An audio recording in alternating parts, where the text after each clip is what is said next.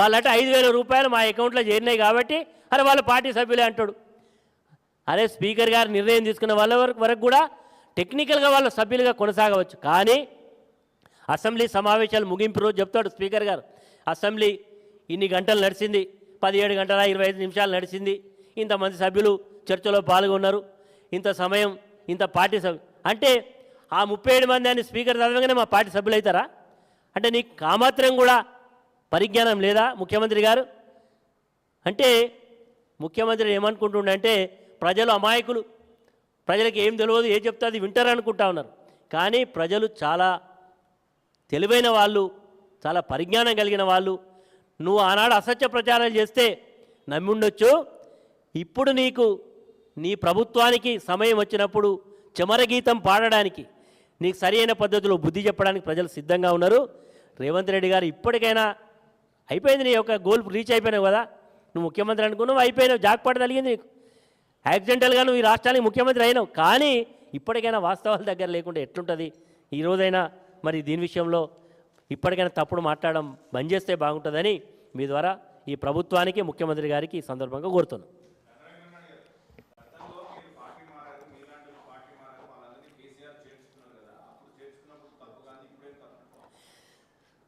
ఈరోజు senior journalist గారు అడుగుతూ ఉన్నారు, మేము ఆనాడు భారత రాజ్యాంగంలో ఏ వెసులుబాటు అవుతుందో 2/3 2/3 18 మంది ఉంటే 12 మంది ఆ రోజు చాలా దర్జాగా రాజబద్ధంగా మేము వెళ్ళి స్పీకర్ గారికి మేము విలీనం చేసుకుంటున్నాం అని చెప్పి మేము విలీనం చేసుకున్నాం.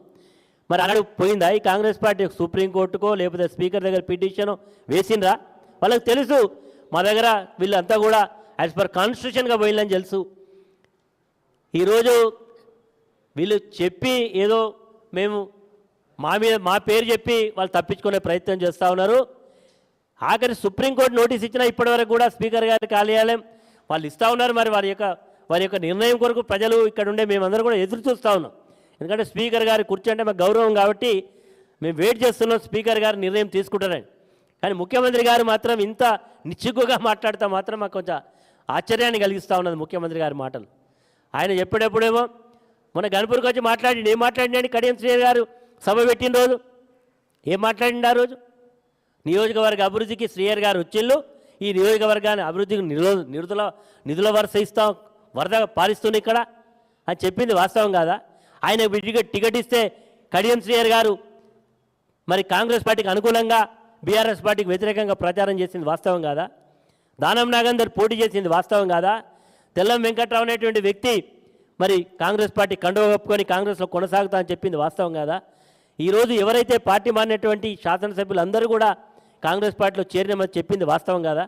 వాళ్ళంత వాస్తవాలుగా వాళ్ళంతా చెప్తే నువ్వు వాళ్ళని ఎన్నికేసుకురావడంలో మరి నీ డొల్లతనం కనబడతా ఉన్నది రేవంత్ రెడ్డి గారు. ఇప్పటికైనా నువ్వు గతంలో ఏమో మాట్లాడినామంటే అర్థం ఉంది, ఒక ముఖ్యమంత్రిగానైనా వాస్తవాలు మాట్లాడితే బాగుంటుందని ముఖ్యమంత్రి గారికి ఇరుతాం. అరే నేను పోచారం గారంటే మాకు గౌరవం, పోచారమైనా లేకపోతే కడియం శ్రీహరి గారు సీనియర్ రాజకీయ నాయకులు, నాకంటే అనుభవంలో కొంచెం ఎక్కువ. కానీ ఆయన కూడా స్పీకర్ గారి కుర్చీలో కూర్చున్న వ్యక్తే ఇంత నిస్సిగ్గుగా పార్టీ మారి కూడా నేను అలానే ఉంటా ఇట్లా అంటే వారి విజ్ఞతగా వదిలేస్తాను. ఎందుకంటే స్పీకర్గా పనిచేసి మంత్రిగా పనిచేసి సీనియర్ శాసనసభ్యుడిగా పనిచేసినటువంటి పోచారం శ్రీనివాసరెడ్డి గారికి అన్ని చట్టం పట్ల అవగాహన ఉన్నది. మరి ఫిరాయింపుల చట్టం అమల్లో ఉన్నది వారికి తెలుసు.